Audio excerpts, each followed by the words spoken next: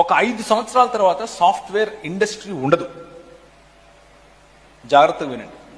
నేను software company నడుపుతాను. నాకు software company ఉంది. ఆ కంపెనీలో 40 మంది ఎంప్లాయీస్. ఇప్పుడే చెప్పాను, నా ఎంప్లాయీస్ ఒక్కొక్కరు ₹1,00,000 జీతం పైన తీసుకుంటారు. కానీ చెప్తున్నాను, అప్డేట్ అవ్వకపోతే ఆ 5 సంవత్సరాల తర్వాత నేను కూడా ఉండను. మీ ఫోన్లు ఎన్ని నెలలకు అప్డేట్ అవుతున్నాయి? 2 నెలలకు, 1 నెలకు, 3 నెలలకు, 6 నెలలకు అప్డేట్ అవుతున్నాయి. అలాగే ఇండస్ట్రీస్ కూడా.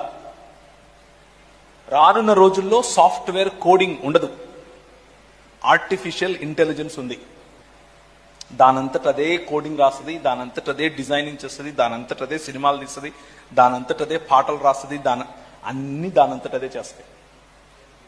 నువ్వు ఆ ఇండస్ట్రీలో తలగా ఉండాలి అని అంటే నువ్వు ఇంకా కోడింగ్ జాబ్ నేర్చుకుంటాను, డిజైనింగ్ నేర్చుకుంటాను అంటే కుదరదు. నువ్వు ప్రెజెంట్గా నువ్వు చదివే ఇంజనీరింగ్ కాలేజెస్ నీకు ఇవి చెప్పవు.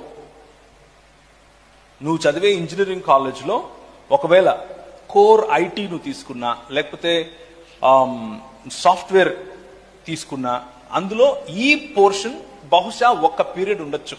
అది కూడా పాతకాలంలో ఉంటుంది.